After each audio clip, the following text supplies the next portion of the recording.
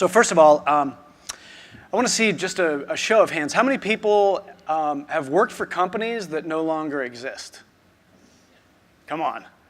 Okay, that's pretty good. About 50% or more. Transformation really, to me, we talked for a decade about disruption. We're still talking about disruption. That's interesting. That to me, disruption is really looking at it from the small company side. How do you step in, how do you take over, and how do you do the disruption, and that's fun. We talk about it on the other side as the innovator's dilemma. Oh my gosh, I'm about to be disrupted. What do I do? How do I step forward? And there's been this kind of haze over the idea of being disrupted and the innovator's dilemma. How do you make it through? How do you do that? The story I'm going to tell is how Beachbody has done it to this point and kind of leave off exactly where we are. So we've made it through. I think there's this kind of unicorn kind of feel, using unicorn in a different way, but saying, you know, who makes it through this disruption thing? So to me, that's transformation. I look at transformation as we stand here, having done some really hard things, and we have some new questions ahead of us that are really hard. So let's start with what is digital transformation. To me, it's actually something really simple, and it starts in a very different place than technology. Digital transformation is when there's a dynamic change in how a company delivers value to its customers, right? So let's go all the way back. Digital transformation is not about technology. Digital transformation is about your customers. It's about where you find your customers, how you serve your customers. It's about how you build a relationship with your customers. It's how you change your processes, your products, your sales, your marketing, and all of those pieces. And ultimately, I love what Jeff said, the customer-focused company is completely reorganized in a different way. Nobody from the outside really cares what your organizational structure is. They want to know that your company's there for them and whatever their needs are. So delivering value is a really big, massive thing, and there are companies we can point to that have done a terrible job. Blockbuster, you know, loved the company at one point in time. I did my, you know, paid my overage fees and all of that. The market completely moved, right? The market completely moved from Blockbuster. By the time they figured out people didn't want to pay overage fees and all of that stuff, Netflix had started up providing something, and we can talk about that in a little bit. But fundamentally, Blockbuster got out-transformed. Another one, Kodak. We've all heard the stories. Kodak actually had, from what I understand, a digital camera in the lab somewhere, and there's probably some really sheepish guy, you know, that's got a visor on and he's been soldering stuff together in the back room going, hey, wait, there's this really cool thing. And, you know, it didn't make it, so Kodak got disrupted. Quick funny story, I worked for Compaq in the, I guess it was the late 90s. Compaq had just acquired AltaVista, and acquired Digital. AltaVista came with that, so I got to work on some of the AltaVista things, and I was getting in an elevator, and there was a guy who was from Digital, gets in the elevator. He's wearing these big old headphones way before they were cool. He's got a hard drive with a camcorder battery strapped to it and all these things connected to it. And he's got wires hanging out, and he's just kind of standing on the elevator nodding his head. And this was in like 97. And tap the guy on the shoulder, he takes his headphones off, and he says, oh yeah, I asked him, what in the world is that thing? I've never seen anything like it. He goes, well, it's a digital music player, and it plays MP3s, and I probably just fell over dead right then. I don't really remember what happened, but the proof is a lot of these companies, we at Compaq got completely obliterated by digital music. We weren't ready, and we had one of the very first digital music players. Apple obviously did a little bit better job. Borders, another company that got disrupted. Actually, a good friend of mine worked for Borders for a long time. The core of Borders was all about a digital management system for keeping track of ISBN numbers, right? So the core of the company started all the way back with some technical guys sitting in a room somewhere, pecking in all the books so they could keep a centralized warehouse and they could ship things out and manage their inventory. And this was back in the early 80s, right? Completely flat-footed. They missed the chance to transform. So it's not really necessary to change, only if you want to survive, right? And I love this quote. It's actually true. You don't have to change, but you also don't have to survive. Where do the changes come from? What do we look for in our companies? How do we make sure that we're scanning the horizon, knowing what kinds of things are going to knock us off track? Obviously, new technology, that's one. New market dynamics. You cannot talk about this point without rewinding 6 months.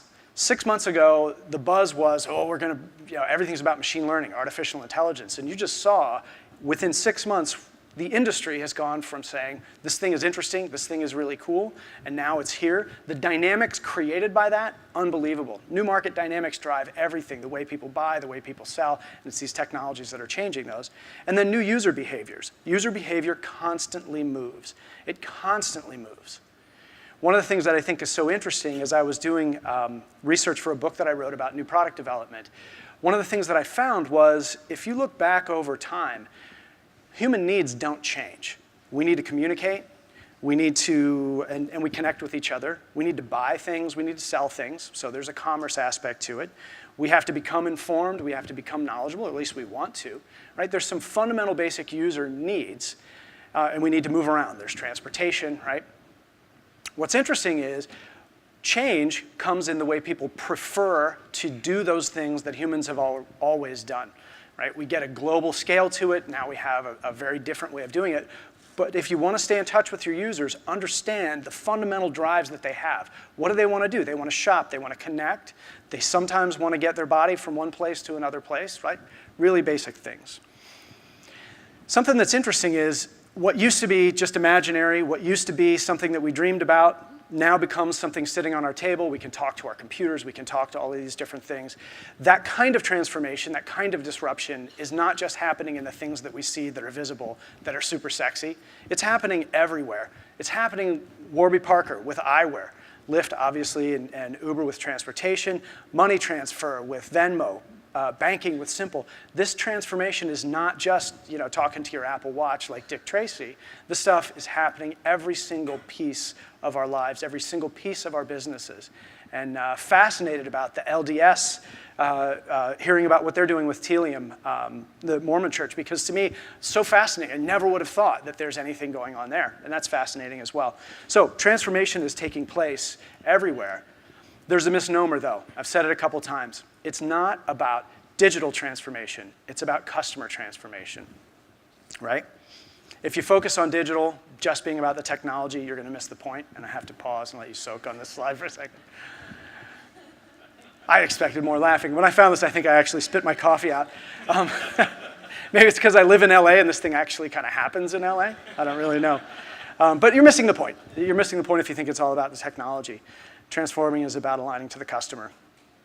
So how do you know? Okay, we all operate businesses or are part of businesses that serve customers. Now we've talked about it. We can figure out, let's look at the customer and try to understand what they need over time.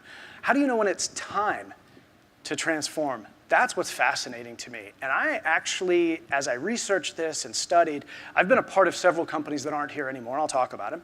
One is CompuServe. Anybody remember the CompuServe email address that was numbers? Yep, ripe for disruption.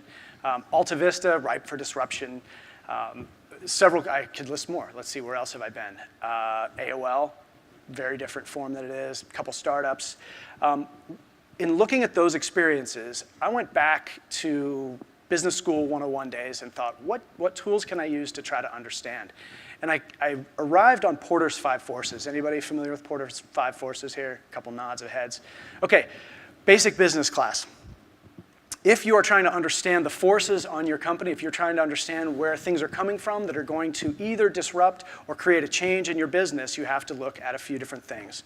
So rivalry, existing competitors. Sitting right now, and by the way, this is dated. If you just look at the words bargaining power with your buyers, these words are old and stodgy. They probably came from the 1960s. I don't really know, but it's super relevant today as well.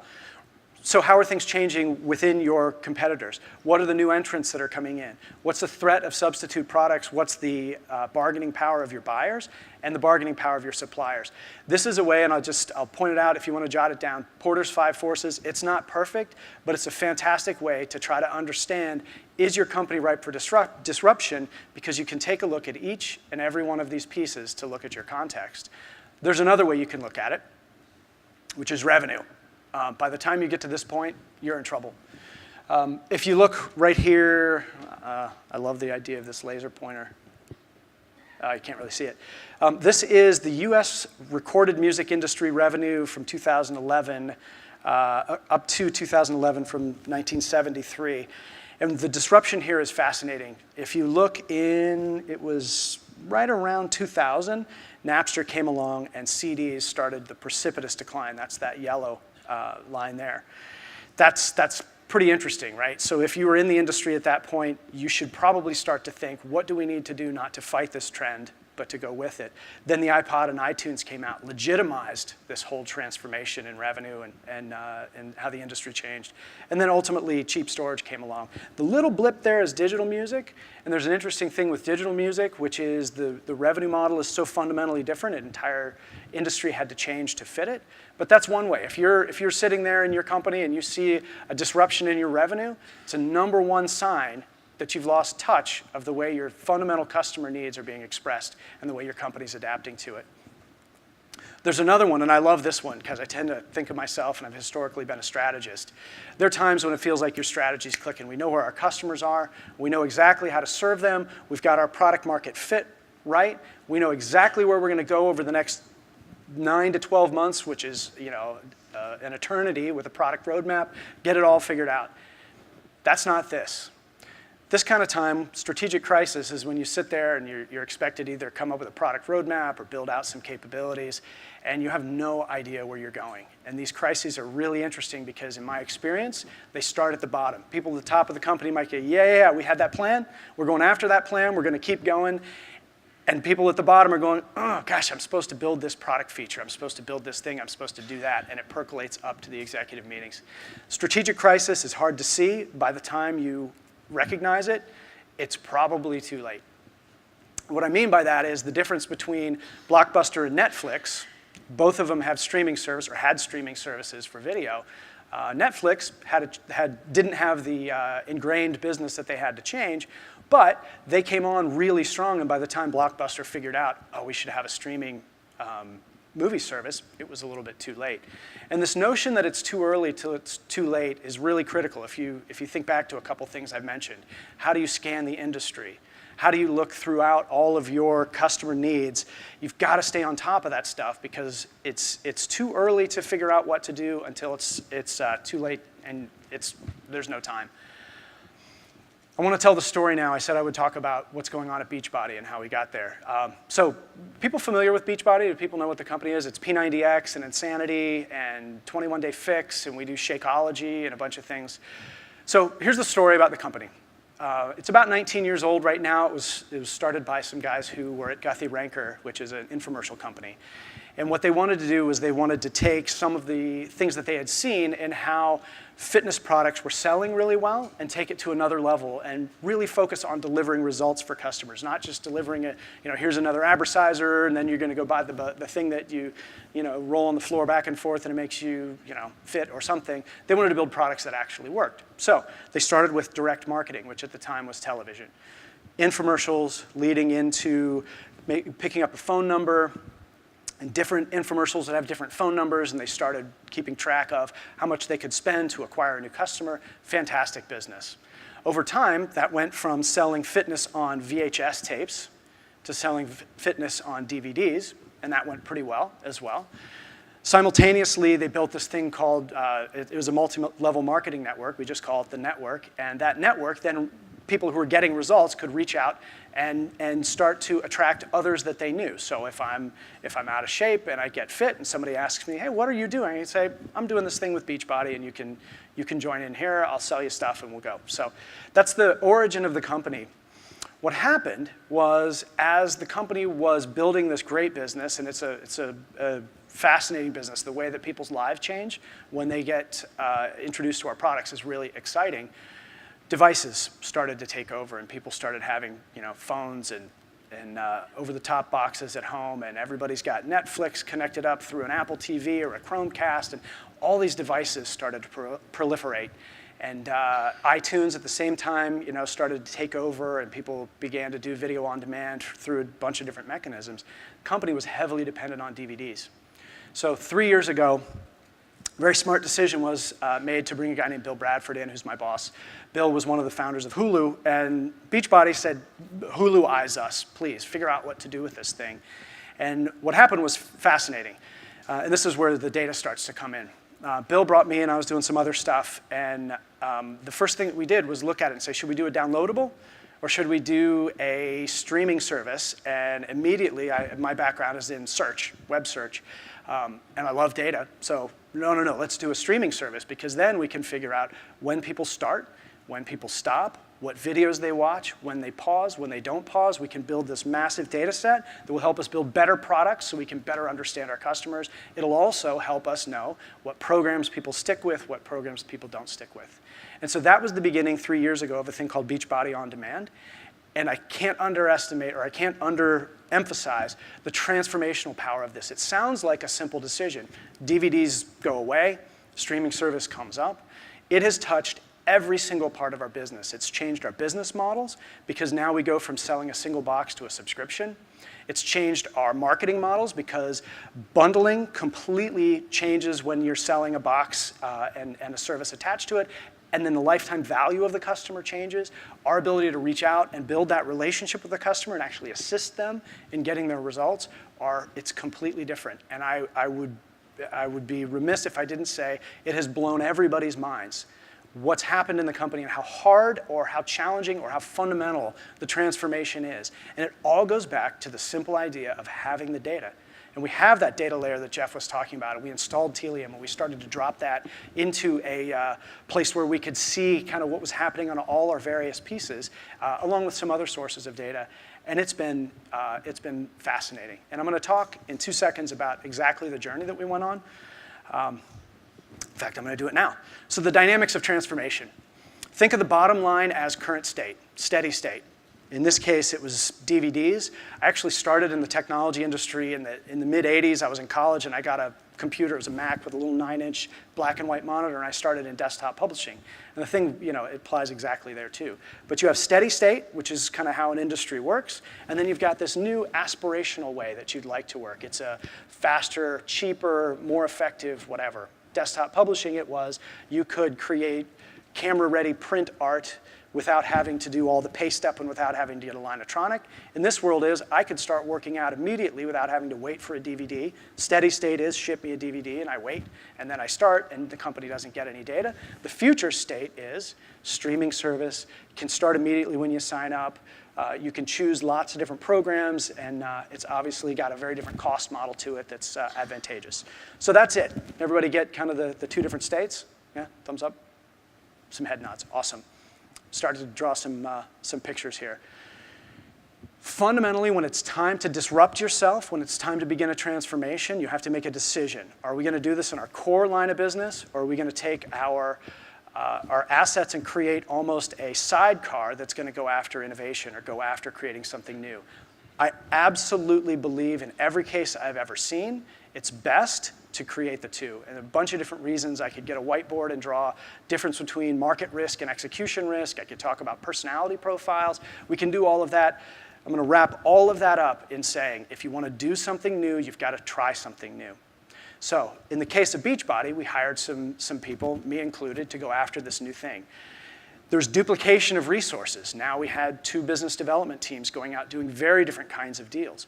We had lots of questions about how do we handle customer relationships. We had questions about how do we handle our technology. We've got 2 different teams doing different things. Should they be all together? We made the decision to break out. That little squiggly line under there is the tension. This tension is really challenging. This is true in every company. When I was at AOL, we decided to do a thing called AOL Broadband.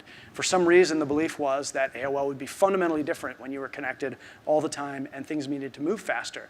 A team broke out, and what happened was there wasn't sufficient horsepower. They weren't allowed to touch the business enough. They weren't allowed to gather customers, build the kinds of experiences that would be fundamentally different to build that case out. Maybe there was no different experience really with respect to broadband. But in a lot of cases, breakout groups are going to fall back in. If you can't get the momentum, if you can't get that breakout going, you get consumed back into the beast and the opportunity is missed. I happen to know that for a fact this is what Blockbuster did. They saw it all coming. They started to shift over, built a streaming service, didn't get the velocity or the momentum to break that business out, and it got subsumed back into the beast. Here's the difference between the two. When you're creating something new, you have to take risk. When you're creating something new, you have to move quickly. You can't be encumbered by a lot of legal things. Obviously, you don't want to go get in trouble, but you don't have necessarily all of the legacy systems that you have. You don't have legacy processes, and you can break out. If you break out, you get the chance to actually proceed up to that new state, that future state. For us, it was, let's build this streaming thing. It's going to be different. It's going to be good. And I can tell you this phase worked really well. Super exciting. We got subscribers very quickly, and it's been a fantastic ride. What we found was, not surprisingly, DVDs. People loved their DVDs until, oh, wow, I can get this on my TV, and I can get this on my mobile phone, and I can get this on my iPad, and I can take it with me in a hotel, and I can try this program, that program, and the other program. All of that worked, but here's what's interesting. When the breakout starts to create its own momentum, when the breakout starts to solidify, this was a profitable venture for us from the beginning, it starts to create some tension. So now what you have, which is a really good situation, but it can also be a really scary situation. Now a company has two fundamentally different businesses. It's got its breakout business, and it's got its legacy business, and that creates issues, right? Fascinating. You can study it across the board. This is one of the things you're lucky if you get to this, because usually most companies don't quite make it here. But in the situation where you've got these two different businesses, now you've got data, you've got to reconcile. How are you measuring your customer? How are you marketing to your customer? Informing all of the business models that lead to marketing of a traditional business versus the marketing of a new business. All of that stuff comes up. This is a really tricky and interesting part. And I like to point out here that this requires a ton of maturity in the management team to actually observe and see what's happening. So then what you do is you leverage the old guys up, and hopefully everybody makes a ton of money in all of this. Now what happens a lot of times is the traditional business, the DVD business, kind of shrinks a little bit. The streaming business grows. And this is where you have to worry about getting everything synchronized and making it work. Why did I go into all of this detail?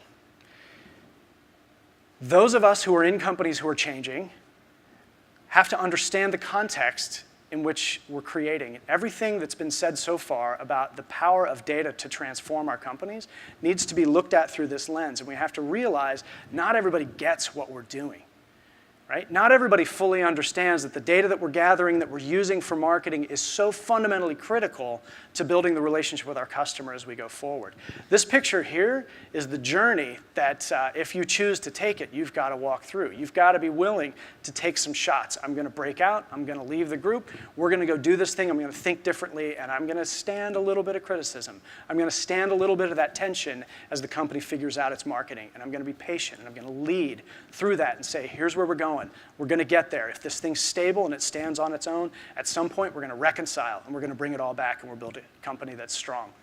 This transformation and this whole path, to me, is all there is. Right? This is the future. So what's next? Constant transformation. When I say that's all there is, this pattern has been accelerating. 15 years ago, companies may or may not have had to transform. 10 years ago, companies got obliterated if they didn't. Now we've got companies that have this down. They've got it down pat. Amazon, we can come up with 50 companies that we know execute well, who are disrupting themselves, who are going through this, break out a new business, see if it stands on its own, fade, and switch your weight to the new business. Companies are doing this really, really well. That is the future. So what does it take to lead through this? You got to be tech savvy. The days of a salesperson, purely a salesperson, being able to play golf with all of the right people so that they can then make the sale and everybody gets happy, and then everybody goes and plays golf 6 months when it's time to talk about the renewal, those days are over. You got to be in the details. You got to understand. GDPR, leaders who don't understand technology are going to get smoked by GDPR, absolutely without a doubt. Right? So you got to be tech savvy to lead. You've got to be strategically aware. Absolutely, again, without a doubt, you got to know that whole map that I just laid out, that whole diagram. You got to know I'm stepping here, and after that, I'm going to step there, and after this, I'm going to have this problem. Being strategically aware about the path that you're following so that you can lead people through that, lead your company through that, and do it with your data is critical.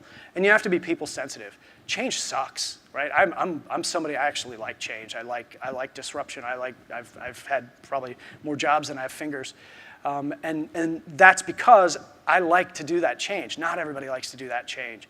So as things move, as revenue moves, as technology begins to conflict, and you've got old systems and new systems, as all of these things happen, being really aware of the humans involved is critical. Because the number one reason why the breakout doesn't happen, somebody powerful gets honked off. Somebody feels left out. Somebody feels like they're not a part of the solution, or they don't understand what's happening. So being people sensitive and being able to bring everybody along with you, right? It's very easy to feel like we're the keepers of the knowledge. We're the keepers of the data. We get it. We can see the future. I've personally had to learn to have the patience to bring people along with me. Take the time to lay it out to somebody who doesn't fully understand the power of being able to see the customer experience end to end and know how that influences products. It might take a few minutes to explain to them, and you can't just say, it just is, let's keep going. That people sensitivity is critical. So takeaways, about ready to wrap up. First of all, stay in touch with your customers. They've got fundamental needs. They're changing the way they express those needs. Stay in touch. 2, know the underlying needs. 3, remember the tech is the tool. Do not get distracted by the technology. It's not about machine learning. Machine learning is awesome. Got to use it, got to have it. Getting pigeonholed into machine learning is going to be dangerous, as with any other technology. And then transform once, adapt forever. We're going to have to lead for years and years. As everything accelerates its change, it's not going to slow down. So that transformation diagram is going to accelerate more and more and more. Those who can lead through it are going to end up in a really strong position in being able to shape the future and shape profitable companies. So with that, I'm done. Thank you very much.